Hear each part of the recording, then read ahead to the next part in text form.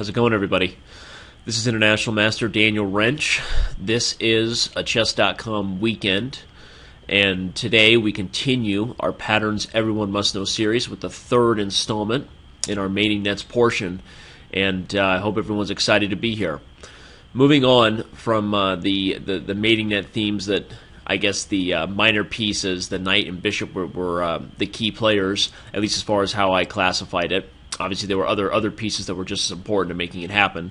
But moving on from those particular themes, I would like to jump into how the major pieces coordinate with different minor pieces and with each other for mating nets. It's a little bit mixed, but you'll see that there is a natural order of things and a kind of a hierarchy of how we're going to work through these mating nets.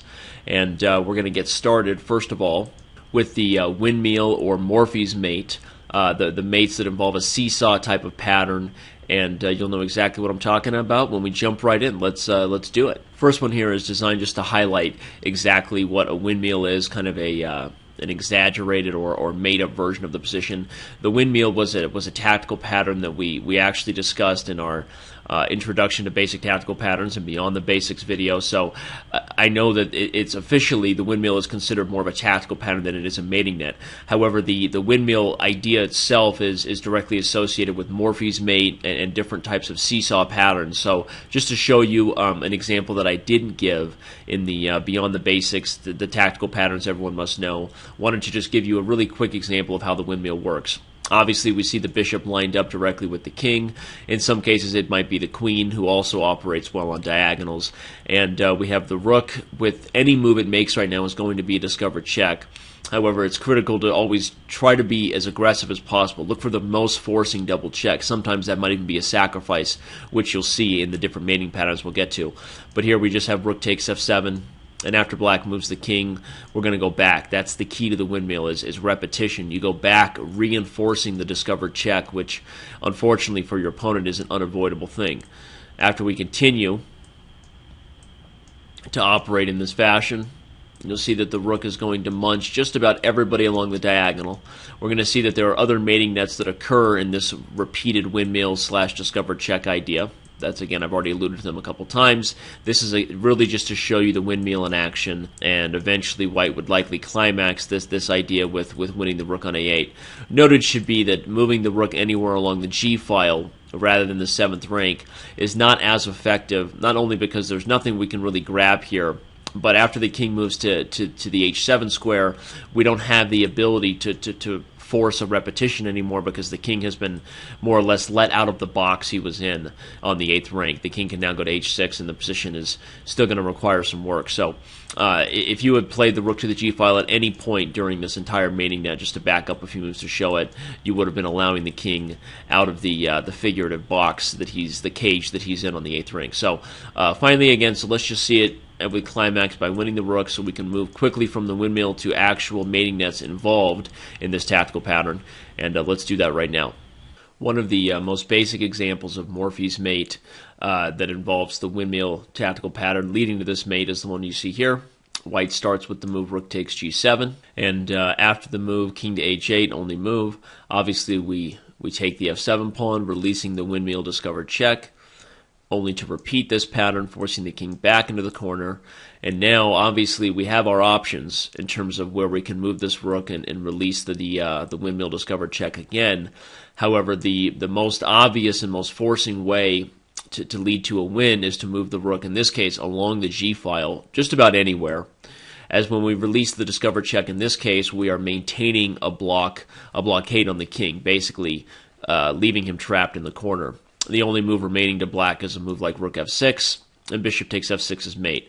This pattern that you just saw is the Morphy's mate. Again, it starts with a windmill tactic. Oftentimes you can't just take this pawn and immediately fall back to the g-file to release the deadly checkmate.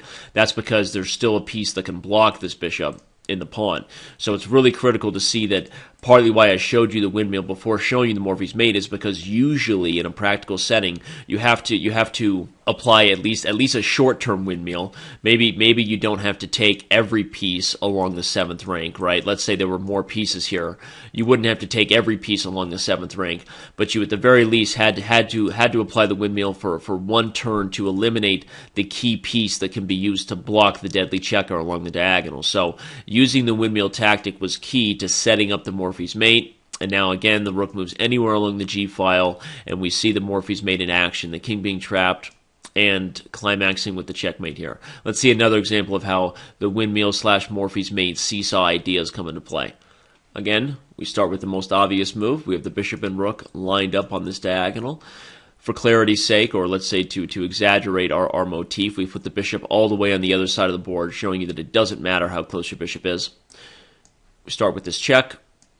Obviously continue with at least one stage of the windmill. Sometimes more is required. An example would be, let's use our imaginations to say there was a knight on d7 where moving now trying to deliver the deadly Morphy's mate wouldn't work, as the knight would have the ability to block on both of these squares. So in that case you might repeat a windmill by giving another discovered check and eliminating yet another piece that can block the bishop. We're using our imaginations here because, let's be honest, sometimes it's a little more fun than the real thing, right? Hey, you know what I'm talking about? No, you don't know what I'm talking about. Anyway, so imagining there's a knight there, you could actually just eliminate it and then back up and give the discovered check. But in this case, there is no other piece that is really capable of blocking, so we move the rook anywhere along the g file to maintain the cage, maintain the trap on the king.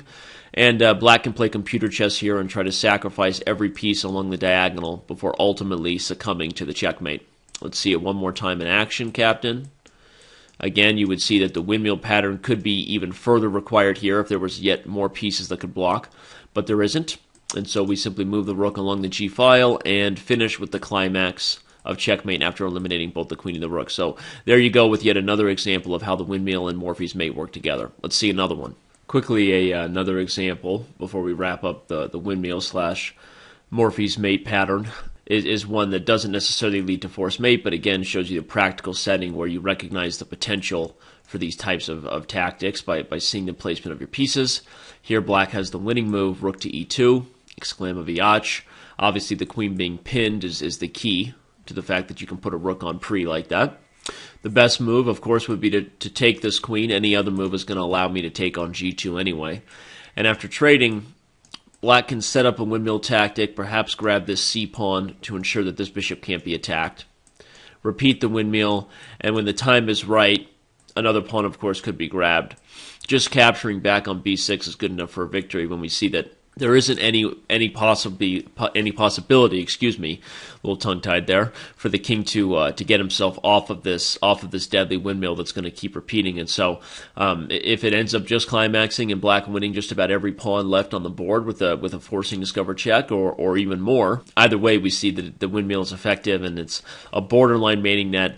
Moving the rook on the g file wouldn't quite work because the king can get out. Of course, we could repeat the windmill there, but in any case, not quite officially a mating net, but another example of when the windmill and Morphy's mate ideas should be recognized as potentially being there. You start with a brilliant move like rook to e2, setting up the tactical pattern that is one of the most forcing in chess.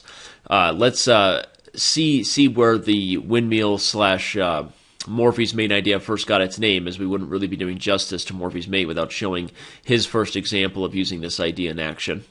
And that, of course, is this position here. This is a famous game, one that Paul Morphy was recognized as, later recognized, of course, as the greatest tactician, one of the best attackers in the history of our game, one of the most creative attackers in the history of our game. And you can debate, obviously, Morphy's place in chess history in terms of how strong he would be if he was in a modern-day setting. But regardless of that, that's not what we're here to debate, the time machine theory. We're not here to do that. We're here to show an example of Morphy's brilliance and his recognition of tactical tension and the possibility to create a mating net against the enemy king here with a brilliant move. Queen takes f3. Double exclam even. Sacrificing the queen for a full bishop or just winning a bishop. But after pawn takes, we see the rook come over with check, and the bishop immediately enter. And we're very close to seeing the Morphy's mating net in action. There's also the Pillsbury mate, which is sort of the exact same type of pattern with the roles reversed of the rook and bishop, but we're going to get to that next. And so here, there are obvious threats, not only the rook, but of course bishop to g2 check, on any sort of simple move here. Bishop g2 check and bishop takes f3 is checkmate. So we see the threat, the idea that Morphy had is pretty obvious and clear and pretty forcing. In this case, his opponent's only and best move was a move like queen to d3, which would have prepared not only to capture back the bishop if need be, but if bishop g2 check and any sort of discovery, now white has the option to give back the queen for the rook and potentially survive the mating attack. So queen d3 was the best move. Of course, after the move f5, blocking the queen from taking the rook, white is still in trouble. We're not going to analyze the position out fully because not the point of showing the mating net in action. But we'll say that black was still doing well here. In the game, however, white decided that saving the rook and trying to create this escape square was the best option. However, after bishop g2 check and taking f3 with check, black has many options to be winning here, including just capturing the rook. Along with playing bishop g2 check back, and you could repeat the idea, but the most forcing of which is one that shows the Morphy's mating net in action, the move rook to g2, threatening not only rook takes f2 check, but also the simple move rook takes h2, followed by rook h1 mate. For example, if a move like d4 was chosen to block the bishop and defend the pawn on f2. After rook takes h2, white can resign. No way to stop mate. So to show the Morphy's mate in action and kind of what he had calculated, we'll see that after a move like this, we take with check, repeat the discovered check.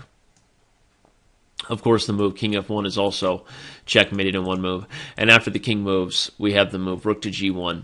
Double check by both the rook and the bishop on f3. And even though both pieces are capturable, of course, as we know about double check, you can't take two pieces at once. So unless your king has safety, which he does not here, you are busted.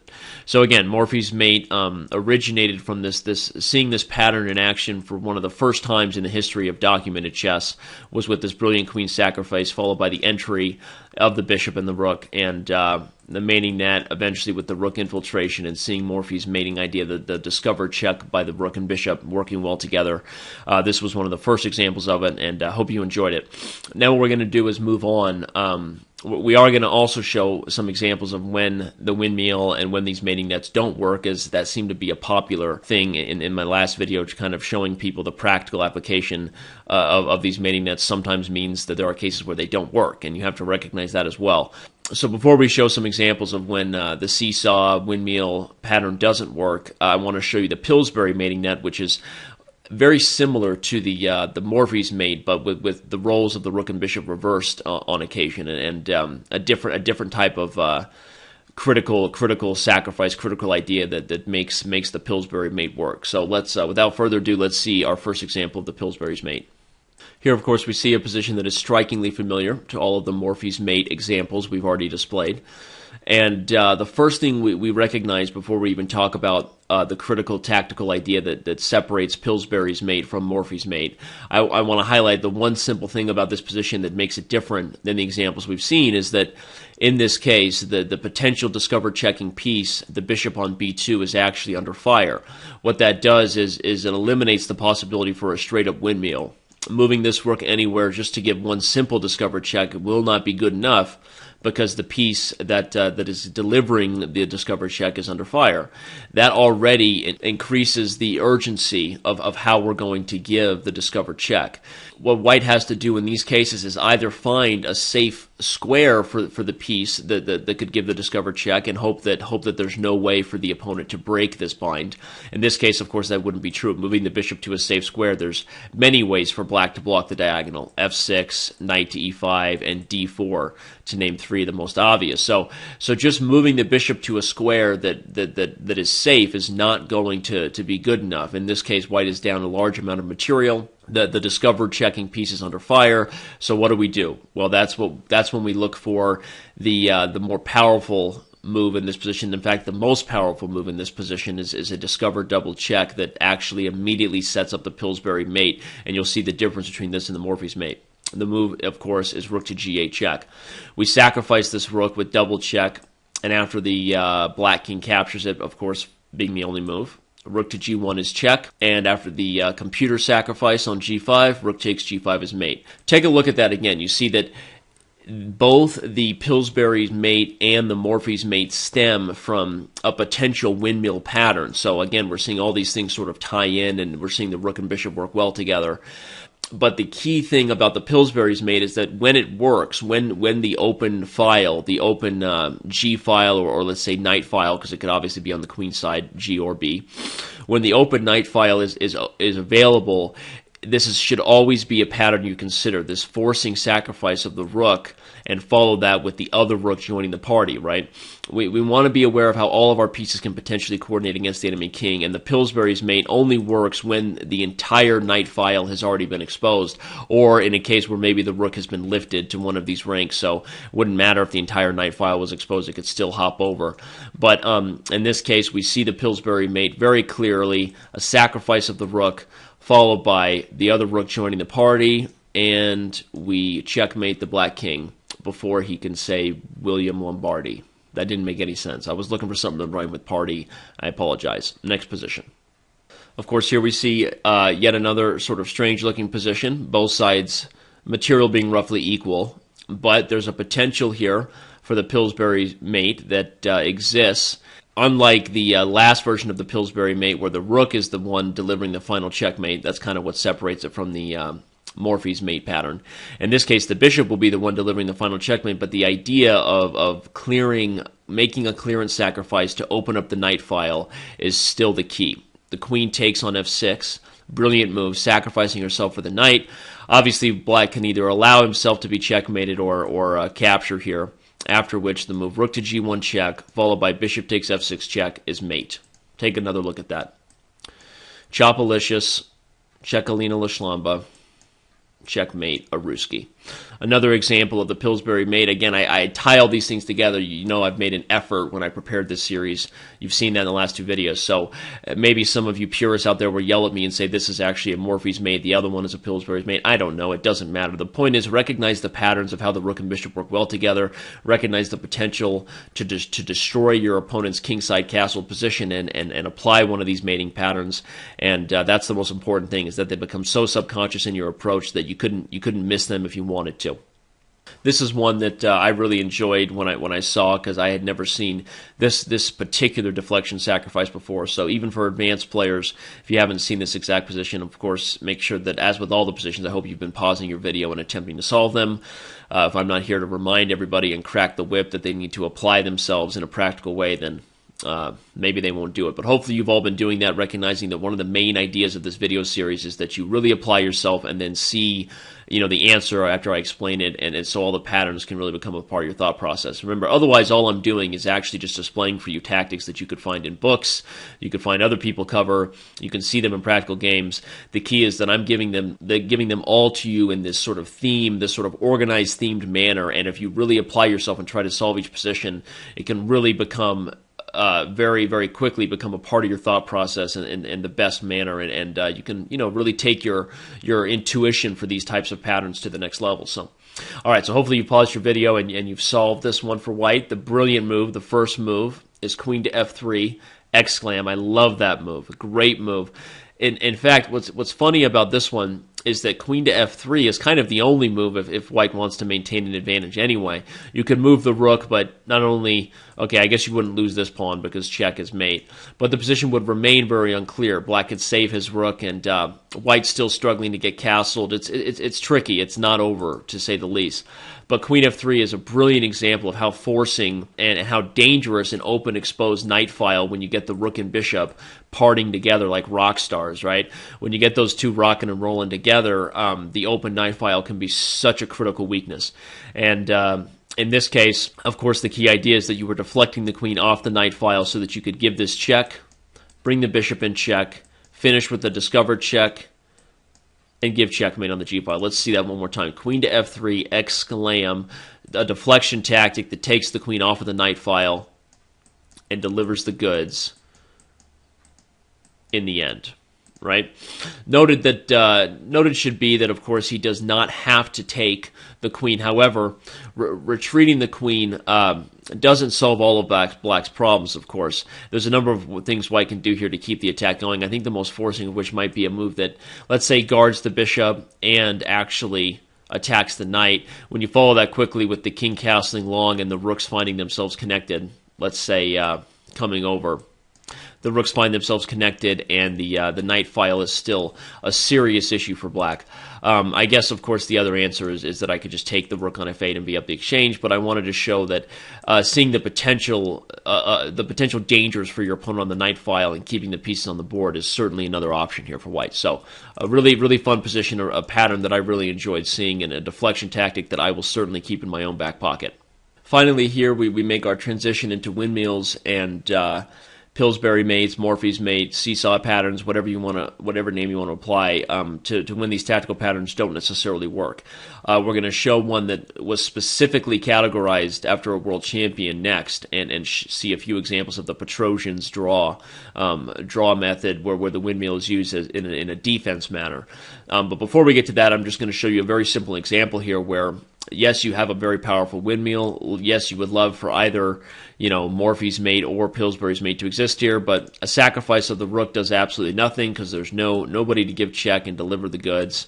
And using the windmill tactic to take material would only work if your opponent was about to make a huge blunder here and repeat with the king and allow you to take yet another piece with the windmill tactic. Even here, it's actually not mate because I can still block, but the point is I don't have to do that. After you've taken f7, I have one obvious move that simply blocks the diagonal, and we see that there's a defensive x-ray happening here. Though we have these two attackers, I also have two defenders because the rook and the knight are operating together to guard f6. If I take here, I can take back with the knight, and my rook guards the knight on f6 through your piece. That's why we call it an x-ray. And, of course, any other move would not be satisfactory for White either, as I'm threatening to take your bishop. So here we see an example where the windmill was fun, but if you had made some sort of sacrifice to set up this tactic, always be aware of the interposition, your opponent interfering with the powerful diagonal here by just simply blocking it with a piece. And that's the most simple example of when a windmill doesn't work. Let's move on to the Petrosian's draw. In this great example, we see White having the potential for a windmill tactic, and so the first move is fairly obvious, playing this move rook to g7 check. However, what you quickly recognize, and likely did before we even played rook g7 check, is that White has to be very careful here. As excited as we get when we see this pattern, the point is that if you move the rook anywhere but the key squares, I'm going to be taking your bishop with check. So, a move like this not only would not deliver mate because I take with check, but after that I'll quickly capture your other piece. So we see that in this case you recognize the potential, that you had the potential for a windmill, but because the position of your other pieces are so awkward, the bishop being pinned, I even have threats, of course, of coming down here. And so this case, this I don't know why this became known as the Petrosian draw. It was a defensive method, but nonetheless the key move is rook to d7 check, exclam, forcing the king back to g8, and at the same time cutting off the rook on d8's gaze of the bishop. That's the key here, is that in this scenario, White can give the windmill check forever, not as a means to win material, but rather as a means to play defense against the bishop. Noted should be that without this check and discovered check, which is of course used for defensive purposes, any other move here would lose for White. I can't defend the bishop any other way. Even if I could for one move, I probably couldn't deal with all the other threats that Black would have in this position. So this case, it's not just that this is a fancy way to defend, this is actually the only way to defend, and we see the windmill used for defensive purposes, known as the Petrosian draw, and a really good thing to add to your database of knowledge in your head. In this rather unorthodox position, White's defensive resources are sort of surprising. But the key here is that despite White's material advantage, White is actually the one in trouble, right? Because of the powerful battery that we have lined up here, the bishop and the rook lined up for the deadly windmill. Any move here would not only probably be potentially subject to windmill tactics, maybe, but really more importantly is I'm threatening to check anywhere along the G file and deliver the goods with a Morphy's mate. So what exactly can White do here to have the chance of defending? The move rook to f6, exclam, is the only option. The key is that black will never find a safe square that is, let's say, safe from more attacks from white. After the bishop moves to b7, I attack you. After you move to f3, I attack you. If you move to a8, I'll take here and attack you, and all I've done there is just won another pawn. I can't really do anything else, but the point is that this cat and mouse game of the rook attacking the bishop will repeat. And as much as black would love to move and give any kind of discovered check, this normally being an example of Morphy's mate, you can't do it because the discovered checker is under fire. Same would be anywhere, of course, along this rank. So rook f6 is an exclam move, and it's white recognizing that despite his material advantage, he's actually the one needing to find defensive resources here. And white will play cat and mouse with the light square bishop for the rest of the game, or until his opponent surrenders to a repetition of moves. Moving the rook to g3 or f2 here to try to give this discovered check is possible, but giving up this rook for the bishop is not an issue here, because you could argue that white is actually the one playing for a win in this ending with two pieces against the rook on f3. So again, cat and mouse attacking the potential discovered checker is one key way to defend against a windmill. Moving on from the Morphy's mate, seesaw, Petrosian's draw, Pillsbury's mate, all that mess of junk that we just looked at, which of course is absolutely critical and maybe the most common way the rook and bishop work together to deliver the goods with with a mating net or a pattern that can win a large amount of material. But before we move on to different ideas, particularly highlighted with the rooks, we're gonna continue with the theme of this video, which is ways that the rooks are involved in mating nets and tactical patterns around the king. I wanted to show one more central example, rather than an example of how the rook and bishop work together against a castled king. This is a very famous and a very important pattern to be aware of how the rook and bishop work together against the uncastled king. I'm only going to give one example because it's pretty straightforward, but it's a very fun example, a very famous one, and one that you want to commit to your memory just as much as you do the windmill and the Pillsbury mate, as well as the other ideas that were associated with the last ones we did. Here, of course, you've probably already seen it if you paused your videos. Even if not, it's a pretty straightforward one, a very famous tactic that exposes black's lack of development. Despite white being down material here in this famous position, white has all the pieces of exactly where they need to be with the first move, winning move, queen to d8, double exclam of Viach, sacrificing the queen. Only move is king takes d8. Now, if you saw that idea, make sure you were aware that there was only one follow-up, one discovered check follow-up that actually works. There are two available, but only one of them actually delivers the mate in a forcing manner, and of course that is bishop to g5 check. If the king moves to the 8th rank, now you see the bishop and rook work together to guard d8, and the rook is the one delivering the final blow. If the king moves to c7, which should be noted is the only other safe square, despite the fact that the bishop is hanging and there are multiple ways to block it, again, remember, that's the key and the reason why a discovery with the rook and the bishop is often so powerful, because there's only one way to get out a double check, and that, again, is to move the king. So no other squares are available besides c7, and in this case, the bishop is the piece that delivers the final goods. You see the bishop delivering the checkmate, and both pieces working together to guard all the critical squares for the enemy king. So taking a look at it again from the beginning, the queen sacrifices herself in order to force the king, the decoy tactic that forces the king onto the square he absolutely does not want to be on. We follow that with the correct discovered check. Of course, this check allowing multiple ways to get out, but even this move doesn't succumb to mate because the king can escape, and this move, of course, also gets out. So bishop to g5 check. If the king runs this way, the bishop delivers the mate. You see how the rook and bishop work together here. If the king maintains the 8th rank, the bishop guards the rook instead, and this is a really good example of seeing the different ways the rook and bishop work together, protecting each other and sort of switching roles, like the Pillsbury mate and the Morphy's mate. They sort of switch roles in terms of who does the actual checkmating, who delivers the final blow, but it's very, very powerful when the rook and bishop work together against the exposed king. Let's move on. We are classifying this as rook sacrifice against the castled king. You can specify it with rook sacrifices himself along a knight file, whether it's a G or B file, but I would say the destruction of the castled king with a rook sacrifice first. We looked at the Greek gift, of course, and saw ways that the bishop led the way, breaking down the doors. Here we see the rook doing it, and we see how the queen and rook work well together to deliver mates. Rook takes G7. Of course, king takes g7, runs into queen g5 check, queen to f6 check, and rook to g1 checkmate after the computer sacrifice on g3. Noted should be that when you see the potential of all three of the major pieces with the ability to attack the enemy king, you got to look for anything. You've got to look for sacrifices. You've got to look for ways to break down the doors, and it doesn't always mean that it'll work. Remember, we're not giving you the weapons where you can just become a kamikaze warrior all the time. It's just about recognizing the potential and how the pieces coordinate. So here, if the king declined the sacrifice and made another move, there's probably a few different ways for white to deliver the goods here. But obviously the most forcing is just queen to h6, guarding the rook on g7, and black can resign because of the unstoppable threat. Here we see another tactical pattern that would be classified as a rook sacrifice along the knight file, where the rook leads the way against the destruction of the enemy king's castle position. Rook takes g7 check. Of course, declining the sacrifice would not be an option, as I can take this pawn with check, and I'm defended by the bishop, followed by probably multiple ways to mate.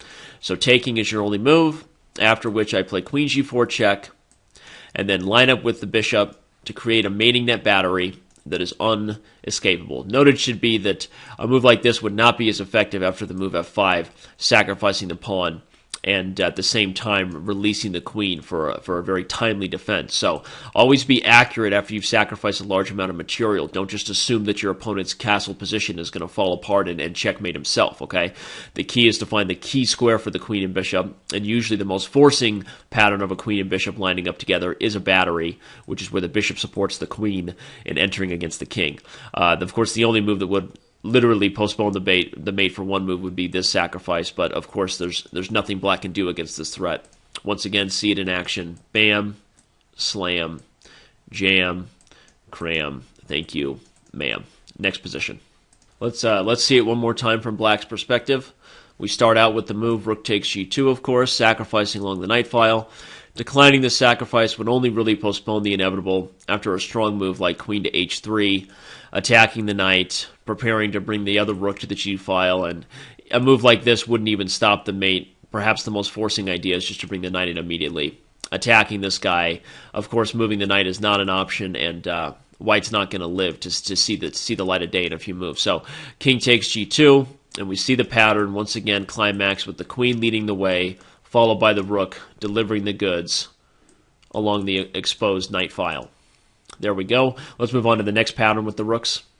We're going to classify the next few mating nets as either single or double rook sacrifices. I've also heard the name Damiano's mate used. It's something that classified it, but not a pattern that I ever really gave a name to, just something that was seen as kind of an ultimate clearance sacrifice, where you sacrifice a rook or sometimes two rooks along an exposed open file in order to clear the way for other pieces. So the next few positions, again, the theme I want you to associate with is either a single or double rook sacrifice, with the idea I would classify it as a mating net clearance sacrifice, the ultimate sacrifice along an open file to clear the way for other pieces to deliver the final blow. And so here we see the first example of it, rook leading the way with this brilliant sacrifice on h8.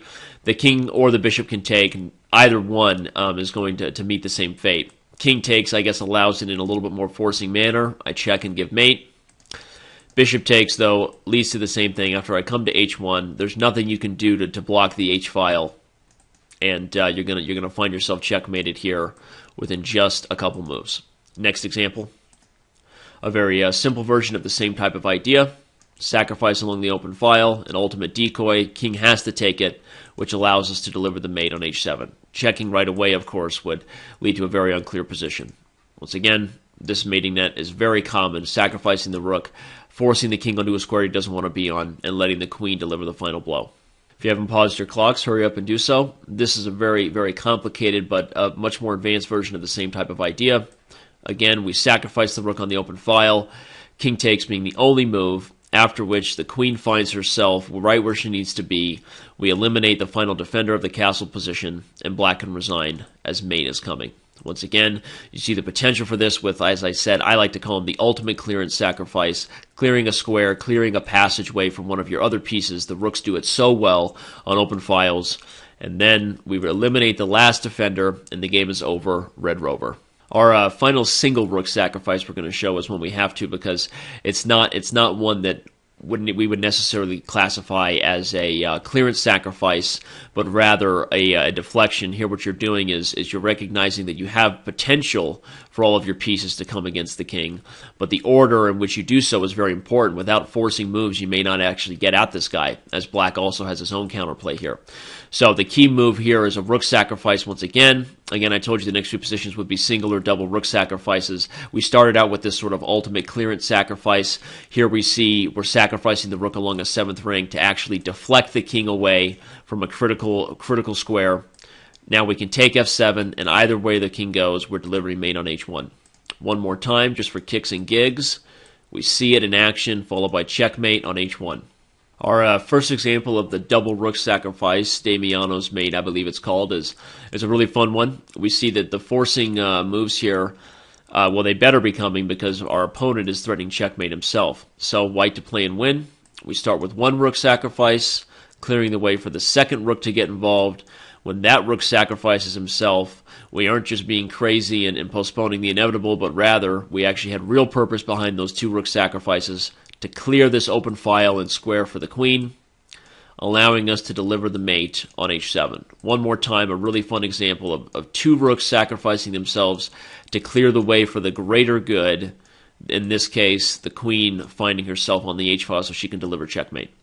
Finally, we climax the Damiano's idea, the single and double rook sacrifices, with one that was borderline, could have been classified under the Taimanov's knight sacrifice pattern that we did back, I believe, in the first mating nets video, but not quite the same, as there's no bishop involved here on a diagonal, no bishop for black guarding critical squares. So rather, this is one that really does get classified under the double rooks doing their thing. We start with this brilliant move, knight to g3 check.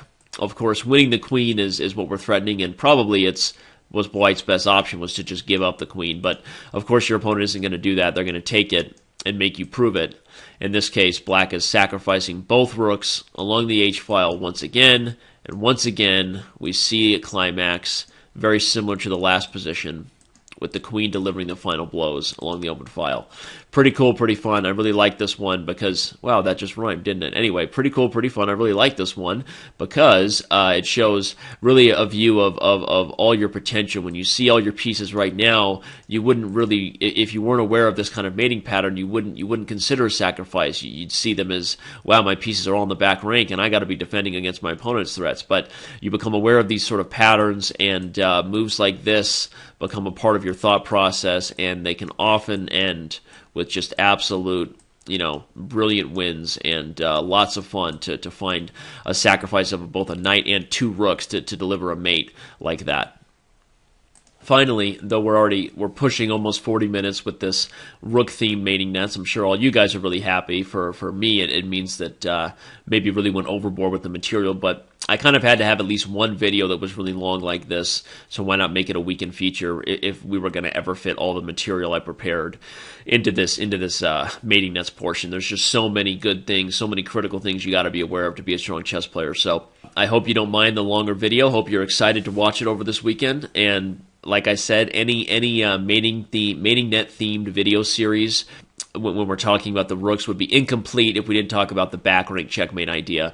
Perhaps the most famous, the most fundamental, the most basic way that a rook uses his powers against the enemy king is exposing a weak back rank.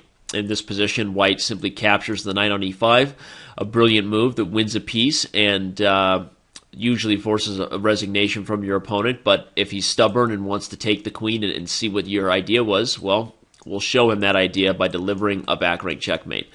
Recognizing a weak back rank for your opponent is probably one of the most fundamental things you need to do to be a strong chess player, because there's so many tactical patterns. You could classify this as a decoy or a deflection. You're sacrificing the queen temporarily to decoy or deflect the rook away from his main purpose of guarding a weak back rank.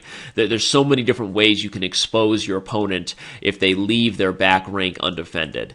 And so being aware that the rook's potential to expose an opponent's back rank is one of the most fundamental things that he does well is really important. So let's see a few more examples of the back rank before we bring this particular video installment to a close. Here's a great example where white recognizes the potential to expose his opponent's weak back rank, especially because he has another piece involved in the assault. Starts off with the move queen takes f7, a sacrifice of the queen, and after black obviously has to capture back, otherwise he'll be mated in one anyway.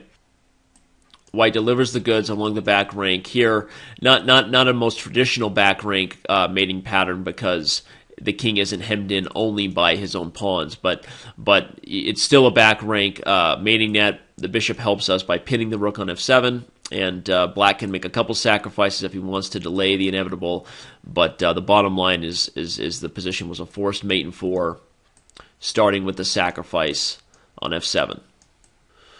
Our next back rank idea comes to us courtesy of another queen sacrifice. Rather than the bishop being involved to pin a rook, here we use an X-ray tactic, or I guess you could say just all of our pieces being in the right place at the right time. We sacrifice on d7, and after rook takes d7, infiltrate with the other rook, and we can pick our ways to win, left-handed or right-handed, depending on what you are. We take on d8, and it is mate. And there it is again. I am just a rhyming machine today.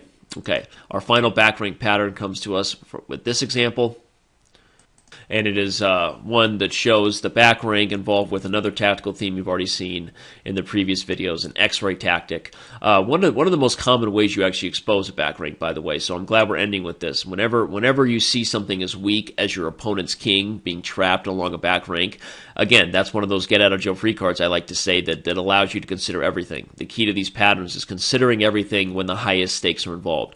You can't sacrifice pieces willy-nilly if you're playing positional chess, but if your opponent's king is involved and you don't consider all the forcing moves, well then that's shame on you. So even if every sacrifice doesn't work, you're required, and it's a get-out-of-jail-free card to consider sacrifices. Here we see the X-ray tactic come into play. Queen takes f1 check, sacrificing the queen temporarily, exclamaviach. And after we see that, of course, the rook and the queen are defending each other through the enemy piece. That's why it's an X-ray tactic. Rook takes f1, rook takes f1, Chekalina Lashlamba. One more time for good measure, and we call it a day. So I hope you enjoyed this, so far I believe one of the longest installments we've had in the Patterns Everyone Must Know video series. Today's theme was mating nets with the rook, of course, being the main player. We started with the Morphes and Pillsbury mates that, of course, are directly associated with the windmill tactical pattern. We saw different examples of when the seesaw didn't work. We saw Petrosian's draw idea, using the windmill tactic as a defensive resource. We moved on to the different types of sacrifices the rook can do to destroy a castle-king position. That, of course, were the rook sacrifices along a knight file I classified as rook sacrificing to destroy a castle-king position. And then we did the single and double rook sacrifices along exposed files to either deflect or create clearance space for your other pieces.